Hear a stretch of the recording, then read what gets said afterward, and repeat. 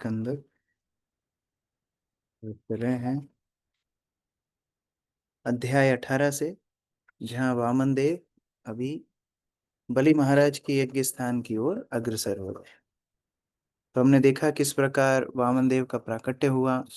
देवता गंधर्व इत्यादि बहुत उल्लास के साथ उनके प्राकट्य का महोत्सव मनाए, और फिर अलग अलग देवताओं ने, अलग अलग ऋषियों ने अलग अलग वस्तुएं वामन देव को भेंट में दी।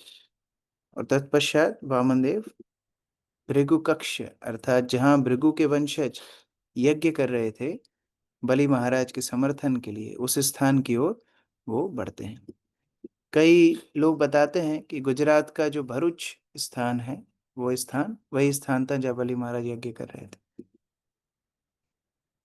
तम नर्मदाया तट उत्तरे बले या ऋत्विजास्ते भृगुकच्छ संज्ञते संज्ञके प्रवर्तयन्तो भृगवा कृतुत्तमं व्यचक्षतारात् उदितं यथा रविम्।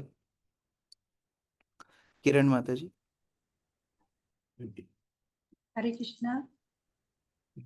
नर्मदा नदी के उत्तरी तट पर भगवान भृगुवंश नामक क्षेत्र में यज्ञ संपन्न करते हुए भृगुवंशी ब्राह्मण पुरोहित ने वामन देव को ऐसा देखा मानो पास में ही सूर्य उदय हो रहा हो।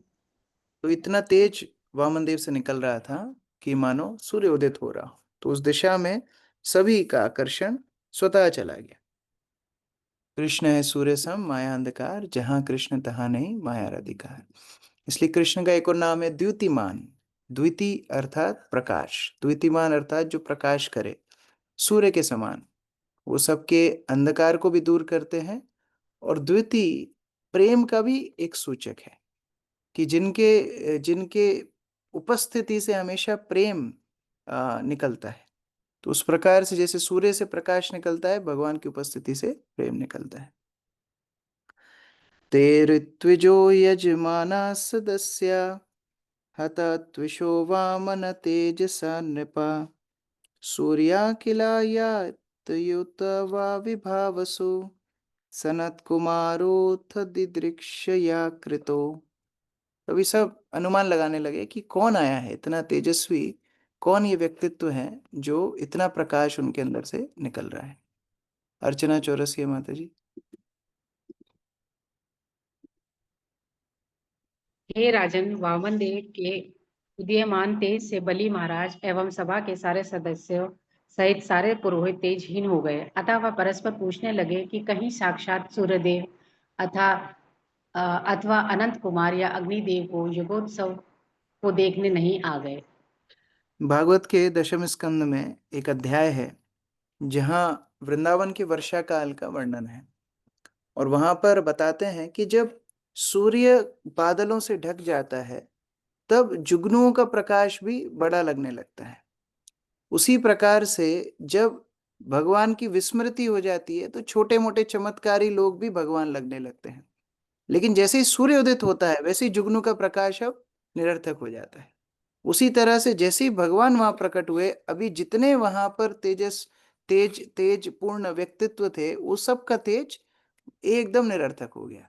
और भगवान को देख करके वो लोग कल्पना करने लगे कि ये सूर्यदेव हैं या सनकादि ऋषियों में से कोई एक आ गए हैं, अग्निदेव आ गए हैं, कौन आ गए हैं साक्षात, इतना तेज इनसे निकल रहा है। इत्थं सशिष्येषु भृगुष्वनेकधा वितर्क्यमाणो भगवान् स वामन छत्रं सदण्डं सजलं कमण्डुलं विशेष बिभ्रद्धय मेधवाटम। आशिमा माता जी। जब भृगुवंशी पुरोहित तथा उनके शिष्य अनेक प्रकार के तर्क वितर्क में संलग्न थे, उसी समय भगवान वामनदेव हाथों में दंड छाता तथा जल से भरा कमंडल लिए अश्वमेध यज्ञशाला में प्रविष्ट हुए। तो कोई भी ऐसी वस्तु लेकर के नहीं आए जो वस्तु हानिकारक हो। कोई लड़ाई झगड़ा करने के उद्देश्य से नहीं आए थे। जो ब्रह्मदंड होता है, एक छाता होता है, जल का कमंडल होता है, इत्यादि लेकर के आए हैं। क्यों? क्योंकि परित्राणाय साधूनाम, या विनाशाय दुष्कृताम करने के लिए नहीं आए, यहाँ भक्तों के साथ आदान प्रदान करने के लिए आए हैं। मौंज्य मेखलया वीतम उपविताजिनोत्तरम जटिलं वामनं विप्रं माया मणवकं हरिं प्रविष्टं वीक्षया भृगवा सशिष्यस्ते सहाग्निभिः प्रत्यगृहन् समुत्थाय संक्षिप्तस्तस्य तेजसा। अंकित गुप्ता प्रभु।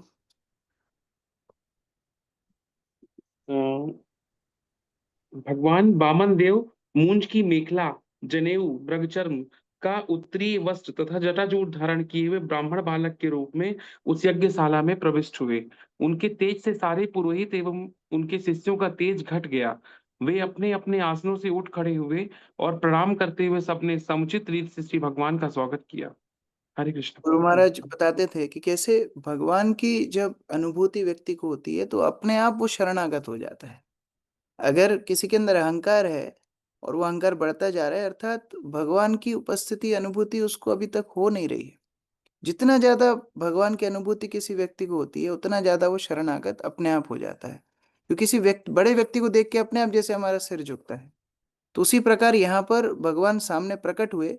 यद्यपि अभी परिचय नहीं हुआ है कि ये हैं कौन, लेकिन उनके तेज को देख करके, उनकी दिव्य उपमा को देख करके अपने आप सब अपने आसनों से खड़े हुए, प्रणाम किए, उनका स्वागत किया। ठीक ऐसे ही जब परीक्षित महाराज के सामने सुखदेव गोस्वामी वहां प्रकट हुए थे, तो 16 साल के लड़के थे, लेकिन बड़े बड़े ऋषि मुनि उनको प्रणाम करने के लिए उस तरह अपने आप स्वतः ही खड़े हो गए। यजमान प्रमोदितो दर्शनीयं मनोरमं रूपानुरूप वयवम तस्मा आसनमाहरत। रजनीकांत प्रभु। हरे कृष्ण प्रभु जी, दंडवत प्रणाम। भगवान वामन देव को देखकर परम प्रफुल्लित बलि महाराज ने परम प्रसन्नता पूर्वक उन्हें बैठने के लिए आसन प्रदान किया। भगवान के शरीर के सुंदर अंग उनके शरीर की सुंदरता को योगदान दे ले रहे थे। तो ये आतिथ्य का पहला लक्षण है कि कोई भी अगर आते हैं तो उनको सबसे पहले प्रसन्नता पूर्वक रिसीव करना चाहिए। कोई आए और हम मुंह बना लें तो ये असम्मान होता है। ये वैष्णव अपराध का भी एक अंग होता है। वैष्णव अपराध में पहला अंग है, किसी वैष्णव को देख के प्रसन्न ना होना भी वैष्णव अपराध है। तो कभी कभी कोई सामने से जाता है, मुंह फेर लेते हैं, हम लोग मुंह हटा लेते हैं, ये भी सदाचार नहीं है। तो पहले तो वो प्रफुल्लित हुए, प्रसन्नता पूर्वक उन्होंने उनके साथ सौहार्दपूर्ण विनय किया और उसके बाद बैठने के लिए स्थान दिया। तो एक है सूक्ष्म और एक है स्थूल, दोनों तरह से स्वागत उन्होंने किया। स्वागतेनाभिनन्द्यथा पादौ भगवतो बलि अवनिञ्जयार्चयामास मुक्तसंग मनोरमम्। हरिप्रिया माता जी। इस प्रकार मुक्त आत्माओं को सदैव सुंदर लगने वाले भगवान का समुचित स्वागत करते हुए बलि महाराज ने उनके चरण कमल पखार कर उनकी पूजा की। तो कई बार ये बाद में इसका उदाहरण दिया जाएगा कि जैसे बलि महाराज सौभाग्यशाली थे भगवान के चरण कमलों को धोने का, तो ये उदाहरण बार बार दिया जाता है। क्यों? क्योंकि ये बहुत बड़ा सौभाग्य है। अभी जो चरणों को स्पर्श करके जल नीचे आता है वो गंगा के रूप में पूरे त्रिभुवन को पवित्र करता है। तो वैसा सौभाग्य बलि महाराज को मिला, अपने हाथों से उन्होंने वामन देव के चरण कमलों को धो करके उनकी पूजा की। तत्पाद शौचम जन कल्मषापहम सधर्म विन्मूर्धनि अद्धधात् सुमंगलम यद्देव देवो गिरिशश्चंद्रमौलिर् दधार मूर्धना परया च भक्त्या। जय पाठक प्रभु। हरे कृष्ण प्रभु जी, दंडवत प्रणाम।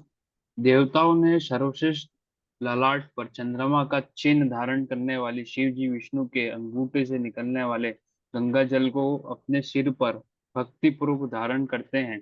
धार्मिक सिद्धांतों को जानने वाले होने के कारण बलि महाराज को यह ज्ञात था। फलस्वरूप शिव जी का अनुसरण करते हुए उन्होंने भी भगवान के चरण कमलों के प्रक्षालन के प्राप्त जल को अपने सिर पर रख लिया। तो कितना पवित्र ये सौभाग्य है, उसका एक उदाहरण दे रहे हैं कि जो चंद्रमौली हैं, अर्थात अपने सिर पर चंद्रमा को रखते हैं, वो भी मतलब उनका ऑलरेडी इतना बड़ा डेकोरेशन है कि चंद्रमा उनके सिर पे रहता है, वो भी भगवान के चरणों को, अंगूठे को स्पर्श करने वाले जल को अपने सिर पे धारण करते हैं। अर्थात भगवान के चरणों का अभिषेक करने वाला जो चरणामृत होता है, वो चरणामृत सबसे बड़ा ऐश्वर्य है किसी भी भक्त के लिए। उसको भगवान शिव अपने जटाओं में धारण करते हैं। तो बलि महाराज ऐसे चरणों का अभिषेक करते हैं। संजय सिन्हा प्रभु पढ़िए। हरे कृष्ण। शिव जी गंगाधर कहलाते हैं, अर्थात वे जो अपने सिर पर गंगा जल धारण करते हैं। शिव जी के ललाट पर अर्धचंद्र का प्रतीक चिन्ह लगा रहता है। फिर भी पूर्ण पुरुषोत्तम भगवान को परम आदर प्रदान करने के लिए शिव जी ने इस चिन्ह के ऊपर गंगा जल को धारण कर लिया। इस उदाहरण का पालन हर एक को अथवा कम से कम हर भक्त को करना चाहिए, क्योंकि शिव जी महाजनों में से एक हैं। इसी प्रकार बलि महाराज भी बाद में महाजन बन गए। एक महाजन दूसरे महाजन का अनुसरण करता है और महाजन परंपरा का अनुगमन करने से मनुष्य आध्यात्मिक चेतना में प्रगति कर सकता है। गंगा जल पवित्र होता है क्योंकि यह भगवान श्री विष्णु के चरण के अंगूठे से निकलता है। बलि महाराज ने वामन देव के चरण कमलों को प्रक्षालित किया और जिस जल से उन्होंने प्रक्षालन किया वह गंगा जल के तुल्य बन गया। अतएव समस्त धार्मिक सिद्धांतों के ज्ञाता बलि महाराज ने शिव जी का अनुसरण करते हुए इस जल को अपने सिर पर लगा दिया। हरे कृष्ण। श्रील प्रभुपाद के साथ भक्त लोग बैठे थे। प्रभुपाद एक बार 12 महाजनों के बारे में बता रहे थे, कैसे महाजन भक्त हैं 12, और वो भगवान के भक्ति संबंध ज्ञान में अधिकारी हैं। तो एक भक्त ने बोला, श्रील प्रभुपाद आप 13वें महाजन हैं। तो प्रभुपाद बोले आप 14वें महाजन हैं। क्योंकि अपेक्षा ये नहीं है कि हम लोग केवल ये उदाहरणों को सुने, उनका अनुसरण भी करना चाहिए। प्रभुपाद यहाँ बता रहे हैं बलि महाराज ने भगवान शिव का अनुसरण किया, वो भी महाजन बन गए। तो उसी तरह से जब हम ऐसे भक्तों का अनुसरण करते हैं जिन्होंने भगवान के प्रति, गुरु के प्रति अपने प्रेम को जागृत किया है, तो वही सौभाग्य हमको भी प्राप्त होता है। तो इस प्रकार से यहाँ पर परंपरा का महत्व बताया जा रहा है। और रोज हमें ये भाग्य मिलता है मंदिर में चरणामृत के रूप में। तो भगवान को जो अभिषेक किया हुआ चरणामृत है, ये बहुत बहुत विशेष है। केवल चरणामृत पान करने से व्यक्ति अपनी चेतना को, अपने शरीर को, अपने कर्मों को शुद्ध कर सकता है। तो बड़े सम्मान के साथ वो चरणामृत ग्रहण करना चाहिए। श्री बलिर्वाच स्वागतम ते नमस्तुभ्यं ब्रह्मण किम करवामते ब्रह्म ऋषीणाम तपः साक्षान् मन्ने त्वार्यावपुरधरम। प्रीति भाटिया माता जी। हरे कृष्ण भगवान जी। तब बलि महाराज ने वामन देव से कहा, हे ब्राह्मण, मैं आपका हार्दिक स्वागत करता हूँ और आपको सादर नमस्कार करता हूँ। कृपया बतलाइए कि हम आपके लिए क्या करें। हम आपको ब्रह्म ऋषियों की तपस्या का साकार रूप मानते हैं। तो सबसे पहले स्वागत किया, नमस्कार किया, और फिर अनुरोध कर रहे हैं कि बताइए हम आपकी क्या सेवा कर सकते हैं। आप साक्षात ब्रह्म ऋषि दिखते हैं, अर्थात एकदम नैष्ठिक ब्रह्मचारी हैं और ब्राह्मण हैं, पवित्र हैं। आपकी तपस्या मतलब मूर्तिमंत स्वरूप तपस्या के आप हमको दिखते हैं। तो हम आपकी क्या सेवा कर सकते हैं। अद्य न पितरस्तृप्ता अद्य न पावितं कुलम् अद्य स्विष्टः क्रतुरयं यद भावनागतो गृहान। सुनीति माता जी। हरे कृष्णा। हे प्रभु, आप कृपा करके हमारे घर पधारे हैं, अतः मेरे सारे पूर्वज तृप्त हो गए हैं। हमारा परिवार तथा समस्त वंश पवित्र हो गया है और हम जिस यज्ञ को कर रहे थे वे आपकी उपस्थिति से अब पूरा हो गया है। हरे कृष्ण। तो जब कोई ऐसे महान वैष्णव घर पे आते हैं तो हम उनकी सेवा बाद में करें या उनको हम बाद में दान दें, वो सब बात की बात है। उनके पैर रखने से सारे पूर्वज संतुष्ट हो जाते हैं, उनका सबका उद्धार हो जाता है। इतने वैष्णवों की पवित्रता होती है। यहाँ बता रहे पितरः तृप्तः, जो पितृगण अतृप्त भी रह गए होंगे वो तृप्त हो गए होंगे। और पावितम कुलम, हमारा पूरा कुल पवित्र हो गया केवल आपके आने से। आगतः, केवल ग्रह में आने से, आपके आपके उपस्थिति से ये सारे पूर्वज संतुष्ट हो गए, हमारा परिवार समस्त वंश पवित्र हो गया। तो इतना वैष्णवों की उपस्थिति का महत्व। म्यूट हो गए। हरे कृष्ण। मैं म्यूट हो गया?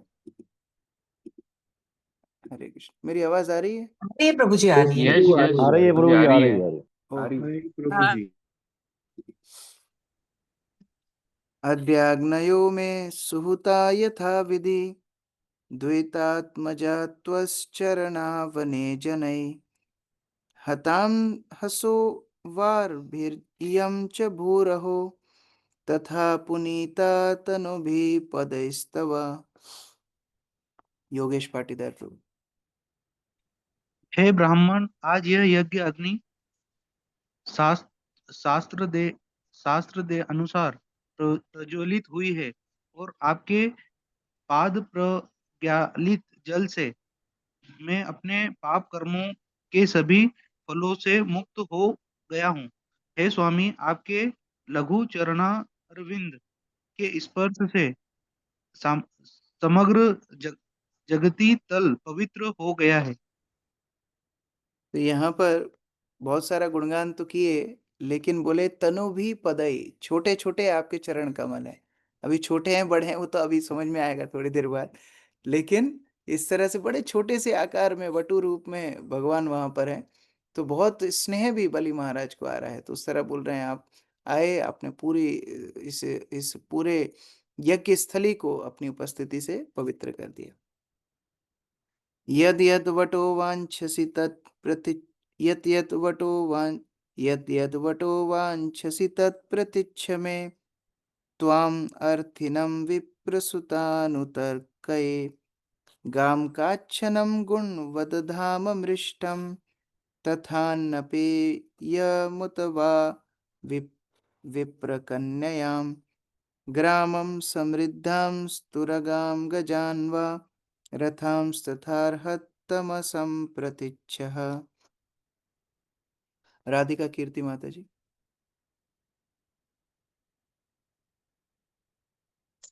हरे कृष्णा। हे ब्राह्मण पुत्र, ऐसा प्रतीत होता है कि आप यहाँ मुझसे कुछ मांगने आए हैं, अतएव आप जो भी चाहे मुझसे ले सकते हैं। हे परम पूज्य, आप गाय, सोना, सज्जित घर, स्वादिष्ट भोजन तथा पेय, पत्नी के रूप में ब्राह्मण कन्या, समुद्र गांव, घोड़े, हाथी, रथ या जो भी इच्छा हो मुझसे ले सकते हैं। इस प्रकार श्रीमद् भागवत के अष्टम स्कंद के अंतर्गत भगवान वामन देव वामन अवतार नामक 18वें अध्याय के भक्ति वेदांत तात्पर्य पूर्ण हुए। हरे कृष्ण। एक तो है कि बलि महाराज को उनको देख के स्नेह इतना आ रहा था कि जो वो मांगे वो देने के लिए बलि महाराज तैयार। दूसरा, बलि महाराज दान यज्ञ कर रहे थे। दान यज्ञ का लक्षण होता है, जो भी दान यज्ञ में ब्राह्मण आए उनको संतुष्ट करके भेजना यजमान का कर्तव्य होता है। ये दान यज्ञ, वो जो कुछ मांगेगा उसको देना अनिवार्य है। तो अलग अलग विकल्प दे रहे हैं, मैं गाय दे सकता हूँ, आपको सोना दूं, एक अच्छा सा घर बना के दे दूं, सुंदर खाना पीने का आयोजन कर दूं, आपको एक पत्नी के रूप में ब्राह्मण कन्या की व्यवस्था कर दूं, एक गांव दे दूं, कुछ घोड़े, हाथी, रथ, जो इच्छा हो, आप जो मांगेंगे वो मैं आपको दे दूंगा। तो उस तरह से बलि महाराज का सेवा करने का भाव है कि वामन देव जो इच्छा मांगना चाहते हैं वो देने के लिए तैयार है। और वामन देव भी वही उद्देश्य से आए हैं कि बलि महाराज से भिक्षा रूप में वो स्वर्ग को ले लेंगे। तो इससे एक और बात पता पड़ती है कि बलि महाराज यद्यपि असुर कुल में जन्म लिए हैं, लेकिन फिर भी उनका स्वभाव, उनके गुण आसुरी नहीं है। भगवत गीता में कई अध्यायों में, 2-4 अध्यायों में भगवान आसुरी देवी गुणों को वर्णन करते हैं। 3 गुणों के प्रभाव से कैसे आसुरी देवी गुण हमारे जीवन में होते हैं, उसके आधार पर कोई देवता या असुर कहलाएगा। तो यहाँ पर उनके जो स्वभाव है, उनका जो आचरण है, उससे बिल्कुल नहीं लगता कि वो असुर है। उनका स्वभाव है देवता समान। अध्याय 19 बलि महाराज से वामनदेव द्वारा दान की याचना। योगेश पांचाल प्रभु पढ़िए। हरे कृष्ण प्रभु जी।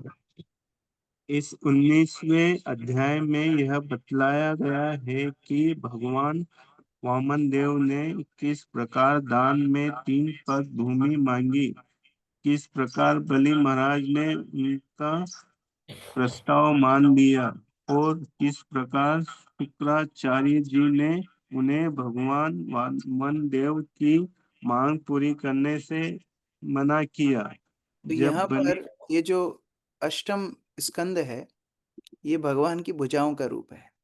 हाँ? और भुजाओं से व्यक्ति क्या करता है, लेन देन करता है, कुछ लेना कुछ देना, कुछ लेना कुछ देना। तो हमने समुद्र मंथन की कथा देखी, उसमें भगवान ने अमृत असुरों से लेके देवताओं को दे दिया। यहाँ पर भगवान क्या करने वाले हैं, बलि महाराज से राज्य मांगने वाले हैं और देवताओं को देने वाले हैं। शुक्राचार्य लेन देन में बीच में रुकावट बनेंगे। तो ये लेन देन एक तरह से हाथों का कार्य है जो अष्टम स्कंद सप्तम स्कंद ये दोनों में बताया जाता है। आगे पढ़िए हंसराज प्रभु। जब बलि महाराज ने वामन देव को ब्राह्मण पुत्र समझकर कुछ भी इच्छा अनुसार मांगने के लिए कहा तो भगवान वामन देव ने पहले हिरण्यकशिपु तथा हिरण्याक्ष की वीरता पूर्ण कार्यकलापों की प्रशंसा की और फिर जिस कुल में बलि महाराज उत्पन्न हुए थे उसकी प्रशंसा करके उन्होंने राजा से 3 पग भूमि मांगी। बलि महाराज ने इस भूमि दान को अत्यंत तुच्छ समझकर दान देना स्वीकार किया, किंतु शुक्राचार्य समझ गए कि वामन देव देवताओं के मित्र विष्णु है, अतः उन्होंने बलि महाराज को यह भूमि न देने को कहा।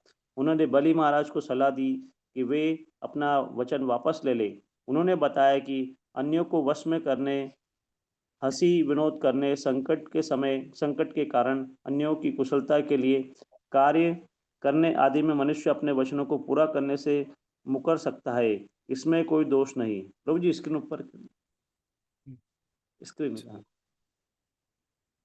इसमें कोई दोष नहीं होता। इस तर्क से शुक्राचार्य ने बलि महाराज को भगवान वामन देव को भूमि दान देने से रोकने का प्रयास किया। हरे कृष्ण प्रभु जी, धन्यवाद। दान मांगना भी कैसे चाहिए भगवान सिखा रहे हैं, गुणगान करके। वो बलि महाराज के पूर्वजों का गुणगान कर रहे हैं। प्रहलाद महाराज विरोचन तो है ही, लेकिन उसके साथ हिरण्याक्ष हिरण्यकशिपु का भी गुणगान कर रहे हैं। तो इतने महान वंश में आप आ रहे हो तो आपके लिए तो ये दान देना बनता ही है। तो किसी से कैसे विनती करना चाहिए, अनुरोध करना चाहिए, वो भी भगवान सिखा रहे हैं। तो बहुत सुंदर अध्याय है। श्री शुक उवाच इति वेरोचनेर्वाक्यं धर्मयुक्तं स सुन क्षम्य भगवान प्रीता प्रतिनंदितयम् अब्रवीत। अलादिनी माता जी। श्री सुखदेव गोस्वामी ने आगे कहा, जब पूर्ण पुरुषोत्तम भगवान वामन देव ने बलि महाराज को इस प्रकार मन भावन ढंग से बोलते हुए सुना तो वे अत्यंत प्रसन्न हुए, क्योंकि बलि महाराज धार्मिक सिद्धांतों के अनुरूप बोले थे। इस तरह वे बलि की प्रशंसा करने लगे। हरे कृष्ण। भगवान को ये देवी गुण बड़े प्रिय हैं। जब कोई भक्त विनम्रता, सहिष्णुता, ये सब गुणों को अपनाता है, भगवान बहुत प्रसन्न होते हैं।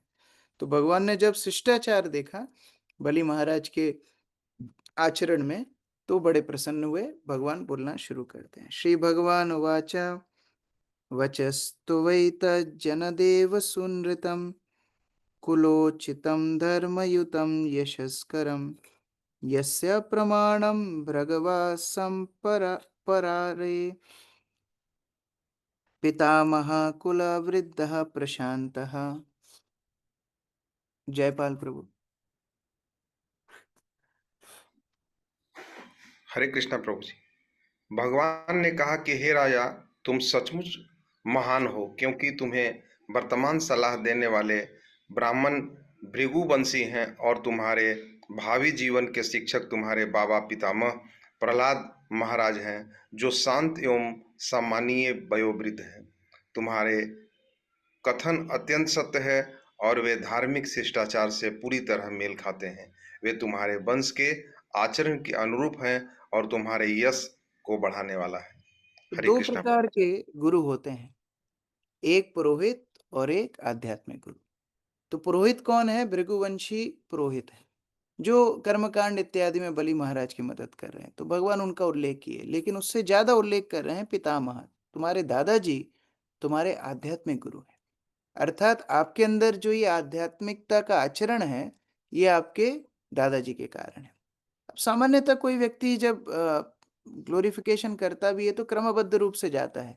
यद्यपि यहाँ पर बोल रहे हैं, बलि महाराज को बोला है विरोचन के पुत्र नाम से संबोधित करते हैं भगवान, लेकिन वास्तव में विरोचन का पुत्र ज्यादा महत्वपूर्ण नहीं है। इनका परिचय किससे है? प्रहलाद महाराज से। दादाजी थे प्रहलाद महाराज।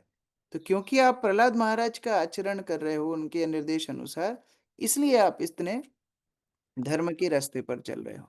और भगवान आए भी उसी लिए, क्योंकि प्रहलाद महाराज से बलि महाराज का संबंध था। भूमिका माता जी। तात्पर्य: प्रहलाद महाराज शुद्ध भक्ति की ज्वलंत उदाहरण है। कोई यह तर्क कर सकता है कि वृद्धि होते हुए भी चूंकि प्रहलाद महाराज अपने परिवार के प्रति, विशेष रूप से अपने पौत्र बलि महाराज के प्रति आसक्त थे, तो फिर वे आदर्श कैसे बन सकते हैं। इसलिए इस श्लोक में प्रशांत शब्द आया है। भक्त सदैव प्रशांत होता है, वह किसी भी परिस्थिति में विचलित नहीं होता, भले ही वह गृहस्थ जीवन क्यों न बिता रहा हो और भौतिक वस्तुओं को त्याग न कर पा रहा हो, तो भी उसे प्रशांत समझना चाहिए, क्योंकि वह भगवान की शुद्ध भक्ति करता है। इसलिए श्री चैतन्य महाप्रभु ने कहा है कि बा प्रिय कि बा न्यासी शूद्र के नय, ये न कृष्ण तत्ववेत्ता से ही गुरु है। कोई चाहे ब्राह्मण हो या सन्यासी अथवा शूद्र, चाहे जो भी हो, यदि वह कृष्ण तत्व को जानता है तो वह गुरु बन सकता है। कृष्ण का पूर्ण तत्ववेत्ता चाहे जीवन में किसी भी पद पर गुरु होता है। इस प्रकार प्रहलाद महाराज सभी परिस्थितियों में गुरु हैं। यहाँ पर भगवान वामनदेव सन्यासियों तथा ब्रह्मचारियों को यह भी शिक्षा देते हैं कि मनुष्य को आवश्यकता से अधिक नहीं मांगना चाहिए। उन्होंने केवल 3 पग भूमि मांगी, जबकि बलि महाराज उन्हें मुंह मांगा दान देना चाह रहे थे। प्रहलाद महाराज यद्यपि वृद्धावस्था में भी वहां पर उपस्थित है, तो कभी भक्त को बाह्य अवस्था से नापना नहीं चाहिए। कभी भी भक्त, वी शुड नेवर जज थ्रू एक्सटर्नल्स, क्योंकि भक्त की भक्ति भगवान के अलावा, उनके गुरु के अलावा और कोई नहीं समझ सकती। तो कोई भी स्थिति में बाह्य रूप से भक्त हो, विप्र, न्यासी, शूद्र, कोई भी स्थिति में हो, वो कृष्ण तत्ववेत्ता है, कृष्ण को जानते हैं, कृष्ण से अनुरक्त हैं, इसलिए वो महान वैष्णव है। उस तरह भावना होनी चाहिए।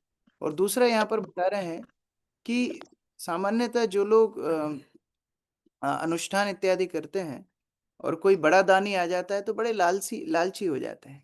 ये साधु का ये आचरण नहीं है। जितना उपयोगी है उतना ही मांगना चाहिए, और बाकी वस्तु अगर अधिक है तो उसको बांट देना चाहिए। ब्राह्मण है, यजन याजन पठन पाठन दान प्रतिग्रह, जितना मिला उपयोग में लगा, बाकी जो बच गया उसको बांट देना चाहिए।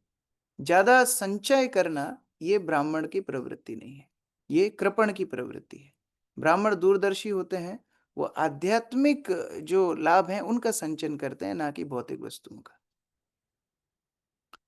न शांति तीर्थे न ही एतस्मिन् कुले कश्चिन् निःसत्त्वा कृपणः पुमान् प्रत्याख्यात प्रतिश्रुत्या यो वादात द्विजातये। बबीता माता जी। हरे कृष्णा प्रभु जी, पांचांग प्रणाम। मैं जानता हूँ कि आज तक तुम्हारे परिवार में कोई ऐसा व्यक्ति नहीं जन्मा है जो संकीर्ण मन वाला या कंजूस हो।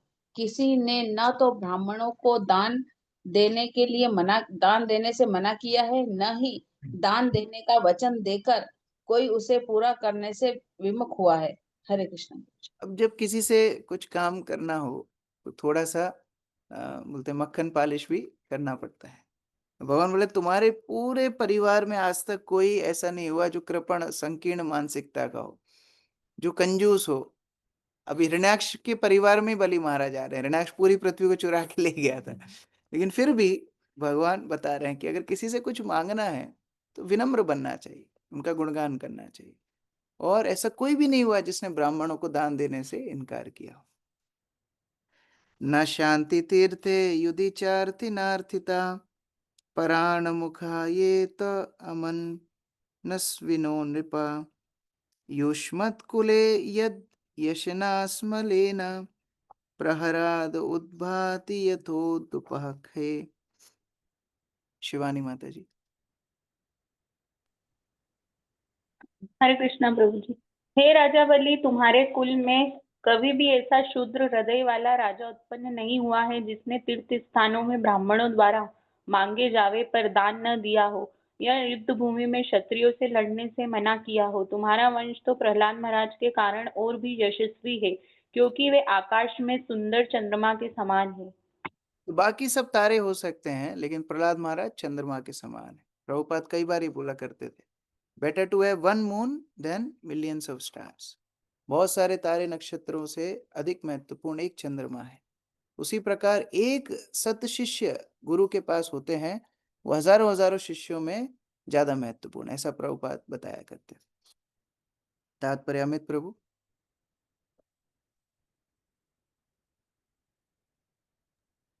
हरे कृष्णा। तात्पर्य, श्रीमद् भगवत गीता में क्षत्रिय के लक्षण दिए गए हैं। उनमें से एक लक्षण है दान देने की प्रवृत्ति। क्षत्रिय न तो कभी ब्राह्मण द्वारा मांगे जाने पर दान देने के मना करता है, न अन्य क्षत्रिय से युद्ध करने से इनकार करता है। जो राजा मना करता है वह शुद्ध हृदय वाला कहलाता है। बलि महाराज के वंश में ऐसे शुद्ध हृदय वाले राजा कभी नहीं हुए। इस प्रकार फिर कई श्लोकों में भगवान बलि के और बलि के परिवार का गुणगान कर रहे हैं। बलि पुनः भगवान से भिक्षा मांगने का अनुरोध करते हैं। भगवान संकल्प करने के लिए अनुरोध करते हैं और उस समय शुक्राचार्य का हस्तक्षेप होता है कि क्यों बलि महाराज को इनको नहीं दान देना चाहिए। तो आगे हम लोग श्लोक संख्या 5 से आगे पढ़ेंगे। हरे कृष्ण। ग्रंथराज श्रीमद् भागवतम की जय। श्री प्रभुपाद की जय। किसी का कोई प्रश्न है? हरे कृष्ण। प्रहलाद महाराज उपस्थित हो, हाँ, तो फिर राजा बलि ने स्वर्ग का आक्रमण किया।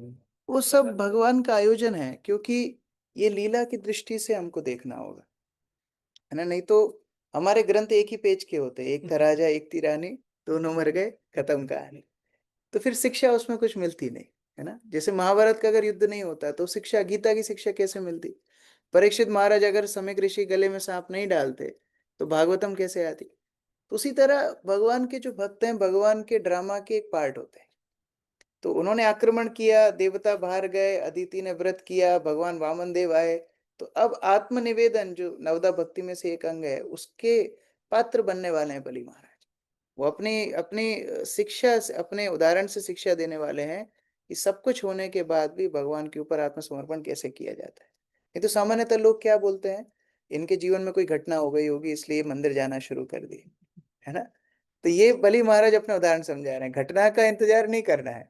जब भगवान को सब कुछ समर्पण कर देंगे वही वास्तव में ऐश्वर्य। तो वो उदाहरण की दृष्टि से। अंकित प्रभु। हरे कृष्णा प्रभु, नमस्कार प्रभु जी। हमने पयोव्रत व्रत के बारे में सुना अभी 4-5 दिनों में। मतलब जैसा दिखाया जाता है कि सतयुग में भगवान को 15 दिन का व्रत करके उन्होंने भगवान को प्रसन्न कर लिया। यहाँ भगवान को प्रसन्न करना इतना कठिन है, या तो उस समय की जो जीवात्माएं थी वो, मतलब उनका हृदय ऑलरेडी इतना शुद्ध था, नहीं, उनके लिए ये केवल मतलब एक विचार है। प्रोसेस है। नहीं, सामान्यतः सतयुग में भगवान को कई कई हजारों साल ध्यान के बाद हृदय में दर्शन कर पाते। यहाँ पर दो मुख्य बातें हैं जिसके कारण इतने कम समय में भगवान अदिति के सामने प्रकट हो गए। एक जो प्रभुपाद तात्पर्य में बताते हैं, अदिति की कश्यप मुनि के प्रति निष्ठा। तो अगर किसी शुद्ध भक्त के प्रति निष्ठा होगी तो भगवान सहज रूप से मिल जाते हैं। अदुर्लभम आत्म भक्तो, अपने भक्तों के लिए भगवान अदुर्लभम मतलब सहज हो जाते हैं, सुलभ हो जाते हैं। दूसरा कारण है भगवान को स्वयं को ही आना था। तो जब उनको ही आना था तो वो किसी बहाने से अदिति के माध्यम से आ गए। तो दोनों उसमें कारण है। जैसे बोलते हैं कि अच्छा उदाहरण नहीं है लेकिन फिर भी, बहू रोने बैठी थी और सास ने छेड़ दिया, तो अभी नाम किसका हो गया? सास का नाम हो गया कि तुम्हारी वजह से हम रोए। तो इसी तरह से भगवान को आना ही था, लेकिन अभी अतिथि ने प्रार्थना भी कर दी तो उनके माध्यम से आ गए। तो उस तरह दोनों ही कारण यहाँ पर उपयुक्त है। Thank you. बसंत प्रभु। हरे कृष्णा प्रभु जी, धन्यवाद प्रणाम। प्रभु जी, ये तो महसूस कर पा रहे हैं कि भक्ति और भगवान की प्रेममय सेवा, गुरु वैष्णव की सेवा मिलना बहुत कठिन है और इंस्ट्रक्शन फॉलो करना भी बहुत चैलेंजिंग है, लेकिन भौतिक चीजें मिलना आसान है। प्रभु जी, मैंने प्लान भी किया कि एसपीएमएफ में आएंगे और इस तरह से सारे छुट्टी का भी प्लान किया, एक्स्ट्रा काम भी कर रहे थे और अचानक से फिर एक सप्ताह ये, और अभी अभी तो ये था कि चलिए गौर नीता है ये, अब कब तक मैं ये सब बहाना से मेरा भक्ति ऐसा, मुझे समझ में नहीं आ रहा है इस जन्म में अगले जन्म में क्या होने वाला है, कब मैं सीरियस होऊंगा, क्या होऊंगा। प्लीज प्रभु मुझे मदद कीजिए। हरे कृष्ण। ब्रह्मा जी भगवान को क्या प्रार्थना करते हैं? तत्तेनुकंपा सुसमीक्षमानो। हे भगवान, जो कुछ मेरे जीवन में आ रहा है वो आपकी अनुकंपा है। ये भक्त का लक्षण है। हमारे जीवन में कई बार ऐसी परिस्थितियां आएंगी कि सब कुछ सुलभ मिलेगा, कभी कभी बहुत दुर्लभ होगा। जैसे हम जब पढ़ते थे और हमको सूचना मिलती थी, गुरु महाराज उज्जैन आ रहे हैं, गुरु महाराज सूरत जा रहे हैं, गुरु महाराज पूना जा रहे हैं, गुरु महाराज कोलकाता जा रहे हैं, तो इच्छा बहुत होती थी जा करके अटेंड करें, लेकिन एग्जाम आ जाता था, फिर घर से परमिशन नहीं मिलती थी। तो ये हर भक्त के जीवन में ऐसी परिस्थितियां आती हैं जहां पर वो जो प्लान करता है भक्ति में वो नहीं कर पाता है। वो भी भगवान की कृपा है, क्योंकि उससे हमारी तीव्रता और बढ़ती है। तो हर वस्तु कृपा है। कभी ये नहीं सोचना चाहिए कि भगवान हमारी मदद नहीं कर रहे। हर तरह से भगवान हमारी मदद कर रहे हैं। और वही भक्त जो हर वस्तु को भगवान की अनुकंपा मानता है और अपने हृदय से, अपनी वाणी से, अपने कर्मों से भगवान को हमेशा नमस्ते अर्थात नमन करता है कृतज्ञता के साथ, वही मुक्ति पदे सदाय भाग, वही भगवत धाम जाने का अधिकारी बनता है। तो उस तरह हमारे जो ब्रह्म मध्व संप्रदाय के प्रमुख आचार्य ब्रह्मा जी हमको सिखा रहे हैं कि जो भी परिस्थिति है सबसे पहले हमको कृतज्ञता रहनी चाहिए। कृतज्ञता है तो सारी वस्तुएं अनुकूल हैं। आप मंदिर आ रहे हैं वो भी अनुकूल है, नहीं आ पा रहे वो भी अनुकूल है। वो कृतज्ञता नहीं है तो मंदिर में बैठकर भी फिर हम क्या करेंगे? दोष दर्शन करेंगे। तो इसलिए मुख्य बात है कृतज्ञता के साथ हर परिस्थिति को देखना चाहिए। परमेश्वरी माता जी।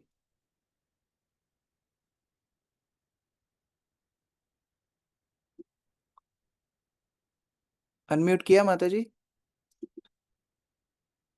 हरे कृष्ण प्रभु जी, धन्यवाद प्रणाम प्रभु जी।